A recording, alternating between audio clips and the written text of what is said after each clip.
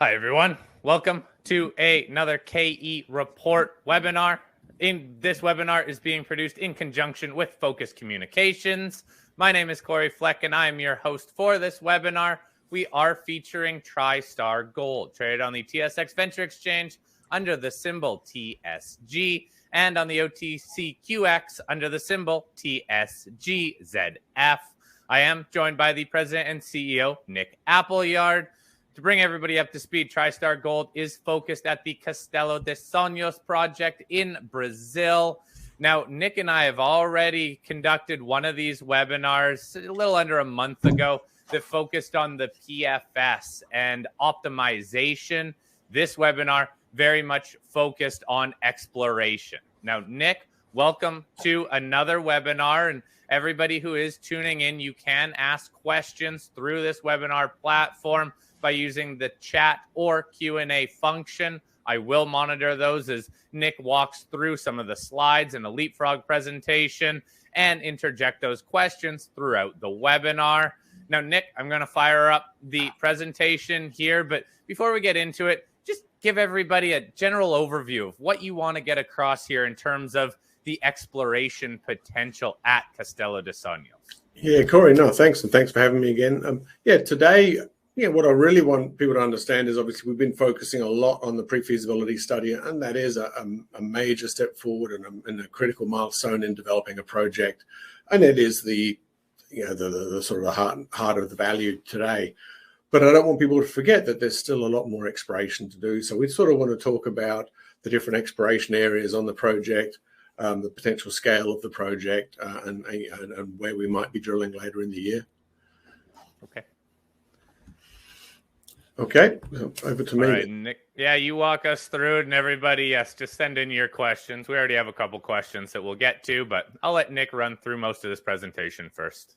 Okay, right. Thanks, everybody. I'll just, as I just mentioned, I will be talking about our expectations, our plans, and what we'd like to achieve this year. So, forward-looking statements, there's always some element of risk in them, and as we all know, the world is fairly insane right now. So, please take that with caution.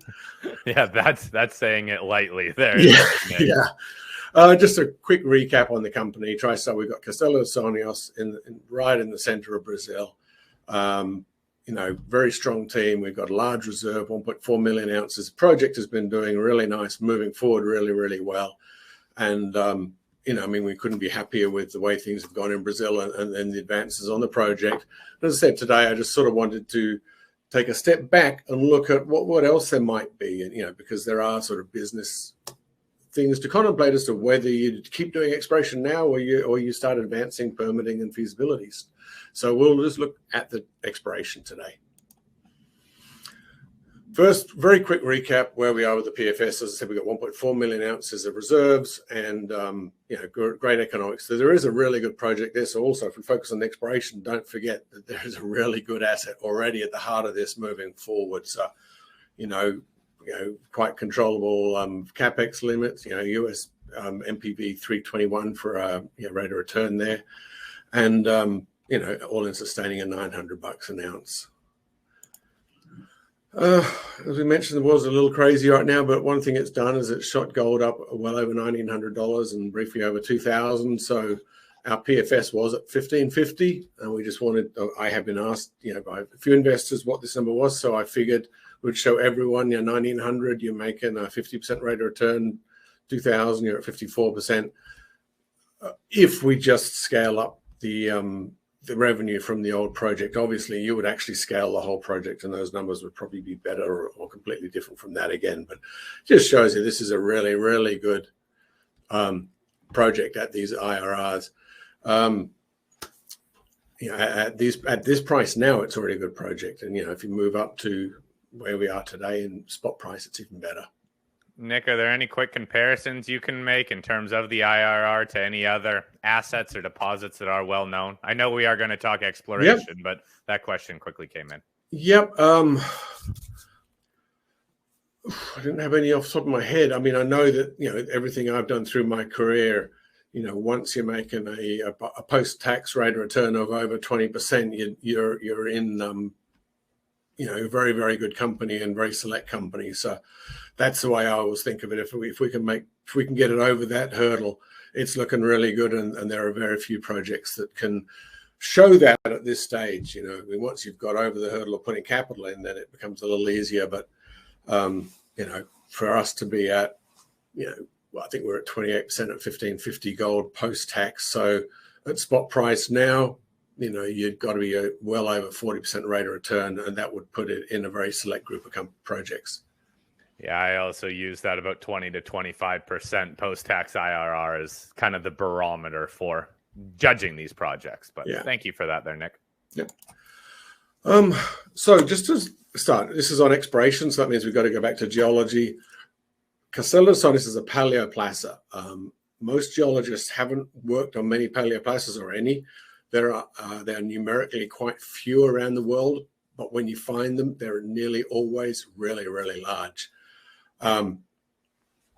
Castello is very similar, almost identical geologically to Tarkwa, which is in Ghana, and it's a Goldfields mine, and it's and Jacobina, which is a Yamana mine in Brazil. Just to give you an idea, I believe Yamana is somewhere around 15 to 20 million ounces of gold, sort of total endowment. Tarkwa, last I heard, was well north of 30 million ounces of gold. So they're big deposits when you find these things. The most famous of the paleoplacers is with Witwatersrand. We don't claim that we're analogous. I mean, Witwatersrand is just insane in the size of it. I think it's 1.5 billion ounces or something ridiculous like that. But it is older. It is different. So, don't let anyone do those comparisons. Jacobina, Tarkwa, Castello are a certain type of paleoplacer, and there are various types around the world. So anyway, so that gives us our model that we want to explore. We've learned a lot from, looking at Tarkwa, looking at Jacobina, having consultants who've worked on multiple projects on those projects, and they've learned how to follow the gold, what's important, and what we should be looking for. So just to look at it, this is a sort of an image of Castello de Sonios. Those familiar with the project will have seen before. The yellow outline is our gold in soil anomaly. But what I've highlighted it here is the orange color is the current mineral resource area, and the purple line is a boundary 100 meters out from a closest drill hole. So you can see we've got a large anomalous area still without drilling, and that our drilling is really, really focused in Esperanza South and Esperanza Central, as resource development drilling. And so there's still large areas to explore where we've got gold in soil, which is the most simple and the most obvious target generating exploration tool we have. Nick, what is the mineralized footprint then of this, either of the resource, of total mineralized, even gold in soil anomalies? Yeah, I mean, you've got, we always think of, you can see there that scale bar is a little bit blurry at the bottom, but that scale bar is 2.5 kilometers long. So you're sort of talking 6 kilometers across, 7 kilometers across, by about, from sort of northwest to southeast, and probably about 8 kilometers from southeast to northwest. So, it's a big area. And we will be looking, when I switch out of the presentation mode into Micromine, not Leapfrog, I'm sure the software guys that get upset there. I'll be showing you in a bit more detail what that looks like. Okay. Real quick, just in terms of the resource, then, is that pretty much all drilled out? No, not at all. No. Okay. And that shows us the 100-meter drill spacing, inside the purple, and that is inferred resources in orange there. So obviously you've got to drill that more out, and there is gaps and down dip extensions and lateral extensions to that as well. Okay, thank you. So, we started up a partnership with Goldspot Discoveries a year and a half ago, 2 years ago now, to use artificial intelligence and machine learning to aid us in our exploration, to make it more efficient, more focused, get better value for every dollar. And we're doing that still now. We're still working with them, and we're still very happy with the partnership and the work they provide to us. So what we're doing is we feed in exactly what we want to look for. So we defined the stratigraphic units that we need to see. We said we want to see these gold-bearing paleo channels. We want to find conglomerates with gold. We want to find something 100 meters within 100 meters of surface and over a gram a ton.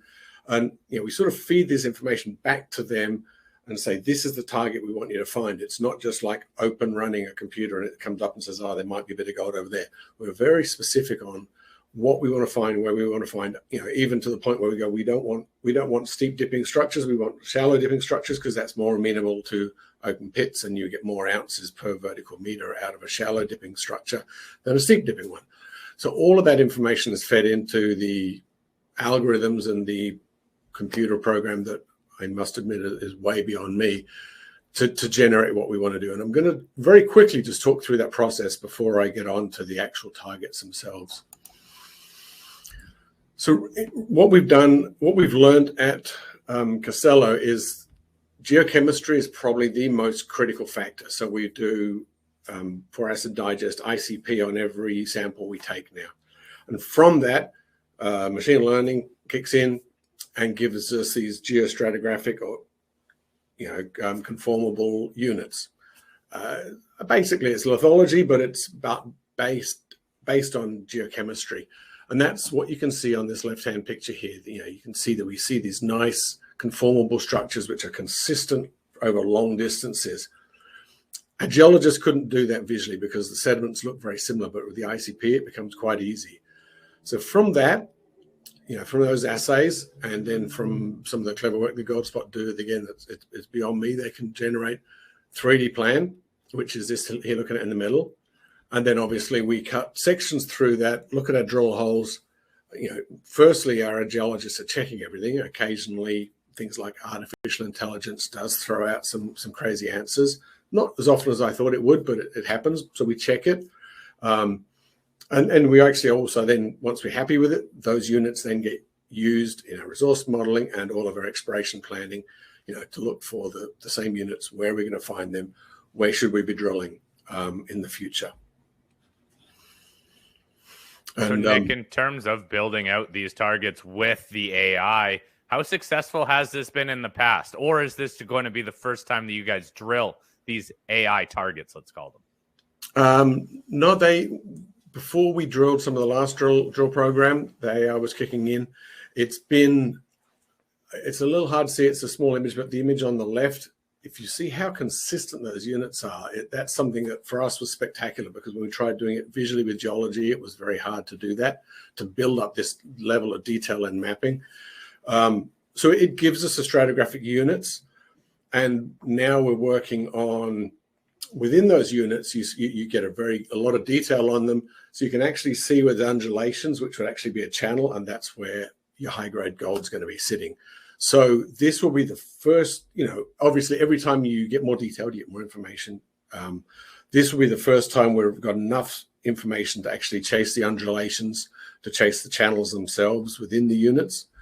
So that'll be a test to see how it works in this next program. But the general consistency and planning and targeting the units themselves, it's been really good. Okay, thank you. So this is what comes out of it. Again, you can see that same horseshoe, we call it the horseshoe shape, it sort of closes off of the gold in soil anomaly. And what Goldspot have given us is a select group of, I'm not sure, it's a couple of thousand meters of drilling to test specifically targets at exactly the spot they think we should be looking at. They've really got two different styles of target here. Proximal to the PFS, which is the extensions of these high-grade channels, and obviously the new targets. But again, the new targets aimed at high-grade mineralization, close to surface. What we've done, we as a company, obviously there's a 2,000 meter program there or something to test each area. Our geologists then build out a drill program, a bigger, more extensive drill program from that, and that's what we'll be talking about here as well. And you can see the green stars are the Goldspot generated drill holes. You can see them outside or lateral to either the PFS area or the new target areas. Nick, how did these targets that they presented to you correlate to maybe where you thought that you should be drilling?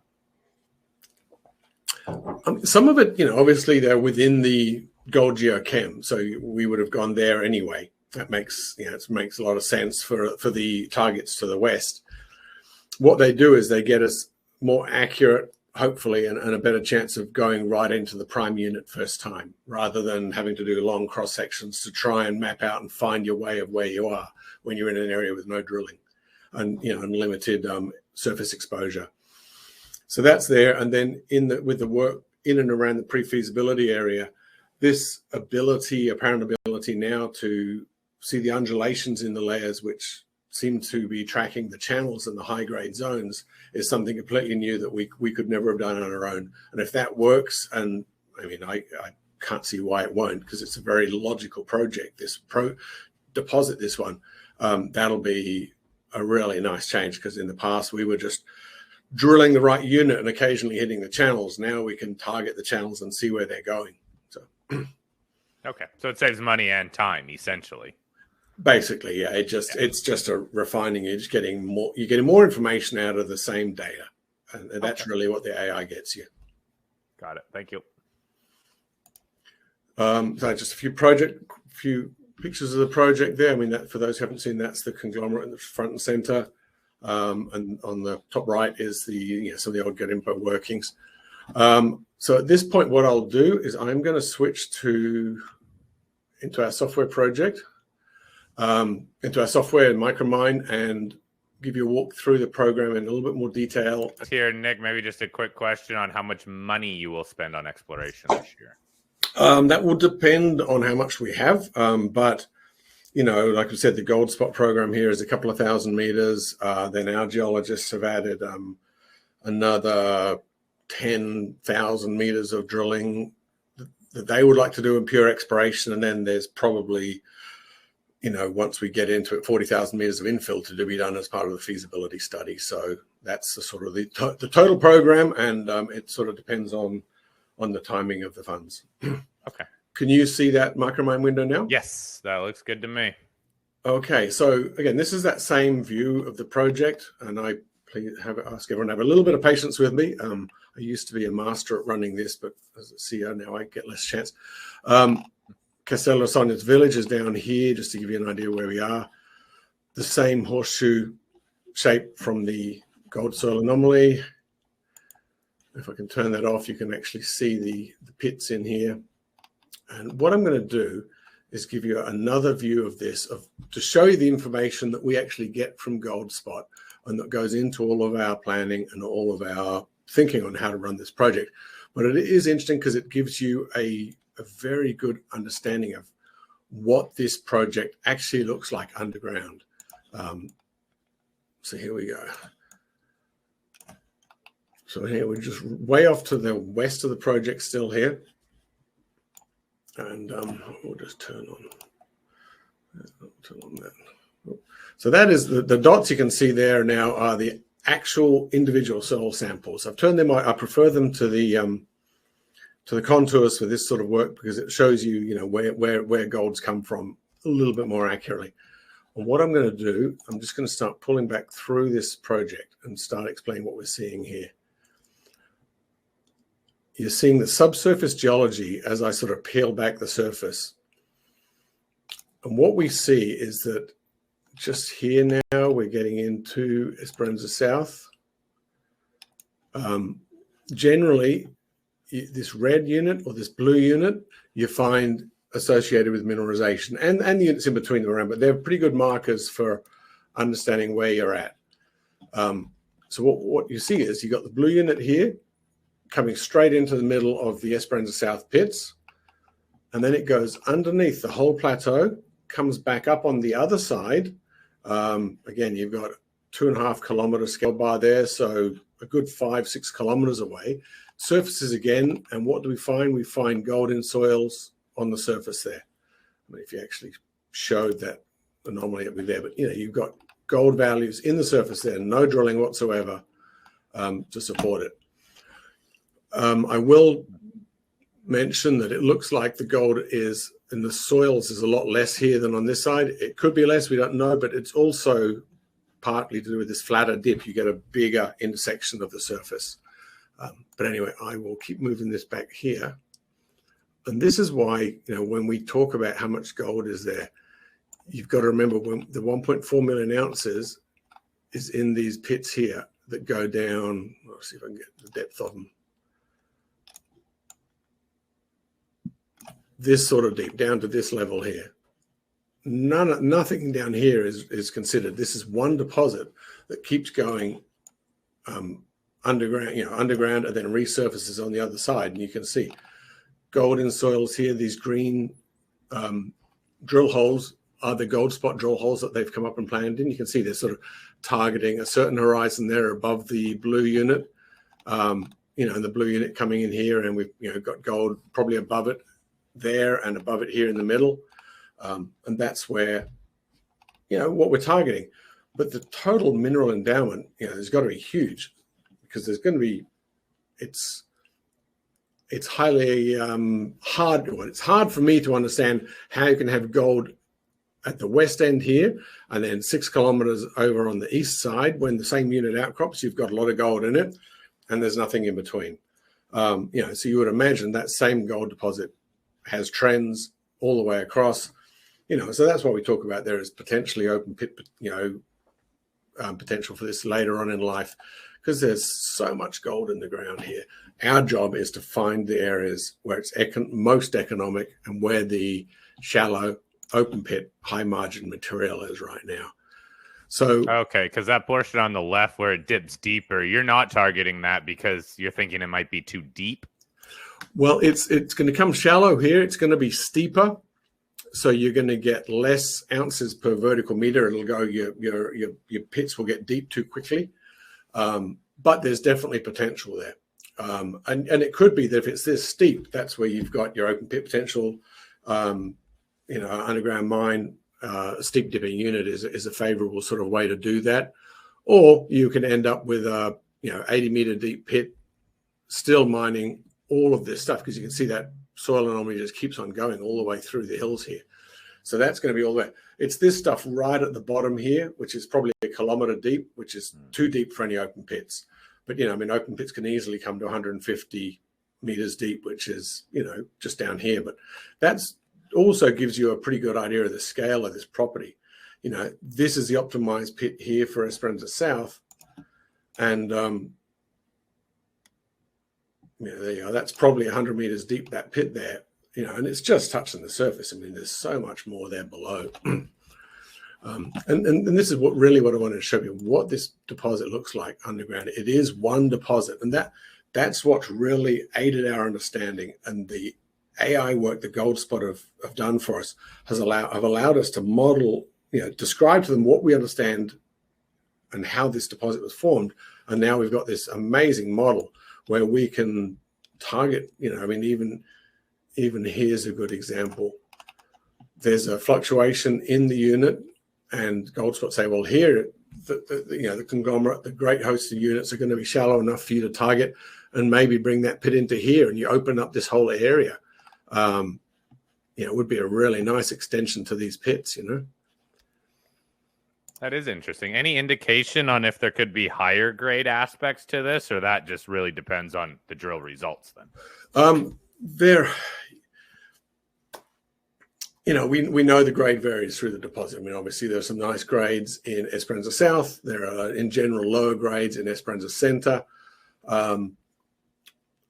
Statistically, for me, it would be very unlikely that the part where it's outcrops at Esperanza South just happens to be the very highest grade material on the property. It's possible that that's a chance, but it's statistically unlikely. So I think there's, the likelihood the highest grade section of the deposit is still underneath somewhere, still buried. And if it's close enough to surface, we'll find it. But so I think there is a pretty good chance of finding additional high grade. And like I said, and this becomes interesting when we see this very shallow, just skimming below the surface. And what's interesting is the geochemistry, the soil geochem we get is only when the gold comes to surface. It's not a process like lateralization in Australia where you can have buried gold giving you a surface expression. It's only when the gold comes to surface, because there is no lateralization or weathering here. It's fresh rock. So if there's gold in this area here, you would not get much of a signal on the surface. I mean, there are actually a few gold grades in soil there, which means there might be some leakage from here, but it's just so much potential. I mean, that's sort of what I wanted to get across in this today is, I think the team have done a great job in moving this forward and getting to our, PFS and getting that going. But there's still so much more to unlock and to look at, as you look forward here. You can just see those units cutting right across, getting into Esperanza Center over there. The sort of the red unit coming up and being the main mineralizing unit there. And as you get further out, you're coming into a lower down. This unit here seems to be mineralized, which it's not in other places, and you just wonder what is underneath, what units haven't we found yet. And that's before you even get into potentially remobilized gold.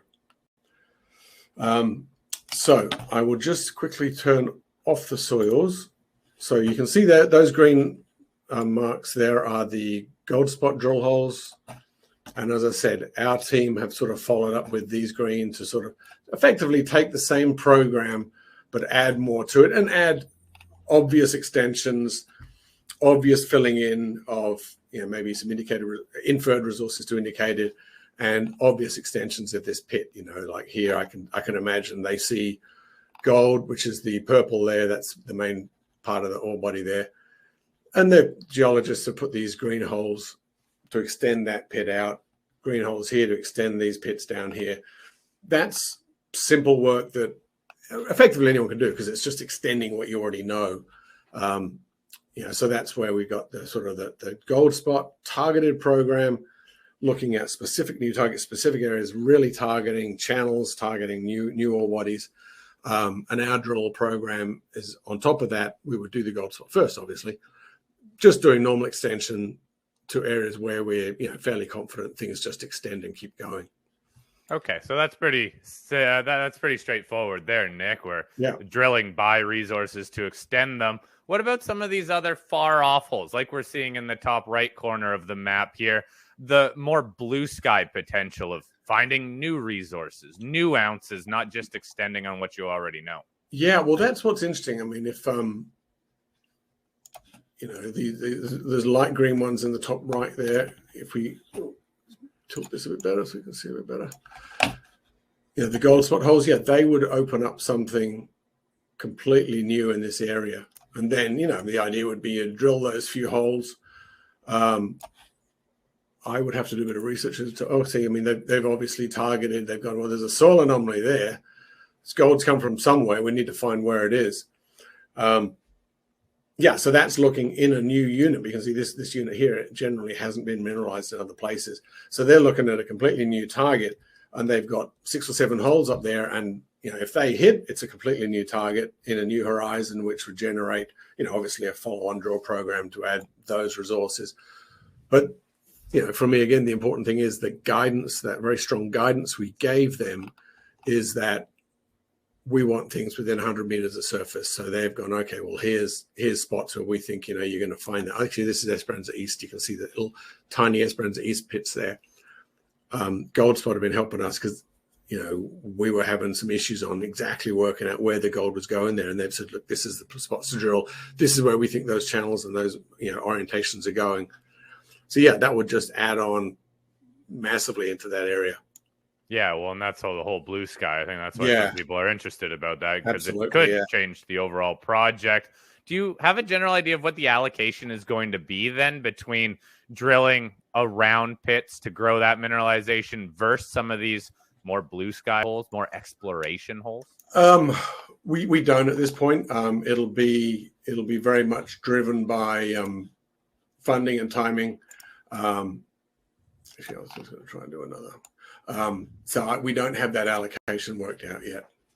Okay. In a perfect world, obviously, we would love to drill all of it. Like every geologist, that's what we want to do. But whether we have the funds and that, or whether we're pushed into, if the permitting is going really well, like it is right now, there'll be pressure to get the feasibility study done as quick as possible. So we can see those things a bit more in a different direction. That'll be the consideration. Like right now, permitting is going really, really well. And if it is, you want to make hay while the sun shines with the authorities, and means getting the feasibility study ready, being ready to build that plant and move it forward as quick as possible. So you wouldn't want to be drilling exploration and risk slowing down your permitting. You want to get that feasibility study done and make sure everything's ready. But again, this is now looking sort of north to south here, or sort of west to east. Again, you've got 5-7 kilometers, and you've got the same things coming out here and here. So it sounds like you guys have a lot of targets that you could go after. We do. I mean, the project is big, and that's what I think, even internally. Yeah, I think there is, so much gold there that we believe is there. We understand the system. In the system, there's a lot of gold. The trick is finding the economic portions of it. And and juggling that permitting, how much you want to advance permitting, how much you want to grow the deposit, and and how much money it's going to take with the drilling available in Brazil. And obviously, right now we're drilling shallow holes because it's most efficient, and and I think that's what we'll continue to do. I don't think we'll start chasing deep targets unless, for some reason, we do get something very exciting to look at down deep. And we work, that'll be the next program with Goldspot. We'll be looking at some new technologies to get deeper down into the bottom of that basin and seeing if we're seeing some variations in that portion of the deposit, because you can get concentrations deep down in these deposits. Okay, so still a lot of potential out there. You keep mentioning that it does depend on how much money the company raises to drill here. How much money do you think the company needs to get this program underway? I know that's a tough question, but it's a tough. I mean, it's a tough project. We got $4 million right now, so we, and we're steaming through permitting. Really, and I said that's going really, really well. The feasibility drilling will cost probably another $4 million, and then it'd be nice to have another $1 million on top of that to do some exploration drilling. So you're not talking huge amounts of drilling money for the first pass exploration drilling for some of this. So we would probably be able to squeeze that into whatever program we do next, and we're really hoping to be drilling after summer here sometime. Okay. In terms of drill availability in Brazil, where does that stand? Do you have drills available to you? It's always a challenge. For the drills we want, the ones we want to get. Not all drillers are created equal, so we want to make sure we get the right ones who can do a good job for us. So there are timing issues there as well. And there are new drillers moving into the country.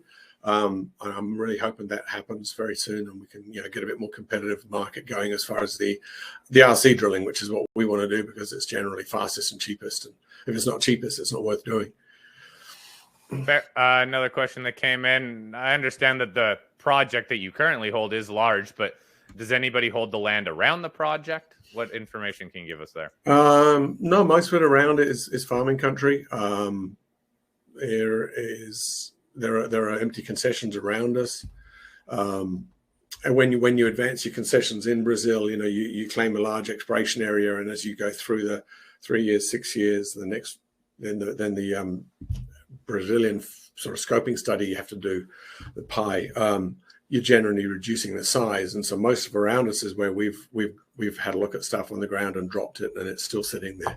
So no, there's no one around us, and it makes sense because you have got this. It's like an island of sediments in this sea of granite. So the granite around us is generally thought not to hold a lot of gold, although I've seen people get egg on the face saying that before. So I won't say it too loud before we can get in and have a look at it ourselves. But yeah, there's no companies in and around. I think the closest, there's probably people with concessions, but the closest people really operating would be Sarabi up at Coringa.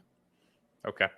Nick, I guess to wrap us up then, what news flow can investors be expecting out of the company as you do get closer to a drill program and keep advancing the project? Yeah, so obviously in the last webinar we mentioned our optimization program. That MET program is nearly ready now. I'm sort of waiting any next week or the next few weeks to get those MET results, hopefully. So that'll probably be the next bit of news that comes out, those results and the flow and work from that. And permitting, will be filing for our permits very, very soon. And so that'll be a big step forward. I think once that's done, then we're freed up to look back at the exploration and get into this program. So we want to be filing for our permits early in Q2. So once we've got that done, we then focus back on exploration. But right now, the full team of all hands on deck on permitting. So that should finish April, May, and focus on exploration after that. Okay, well, that's near term. We are already halfway through March now. So Yeah. All right, Nick, appreciate the update here. I like these shortened webinars where we do get to focus in on different aspects of the company. If anybody has any follow-up questions regarding the exploration that TriStar is going to do here, please email me, fleck@kereport.com, and I will get Nick to address those. So, Nick, thank you again for your time. Thank you for putting together this presentation, and I'm sure we'll be chatting soon. Thanks a lot, Corey. Thanks, everybody.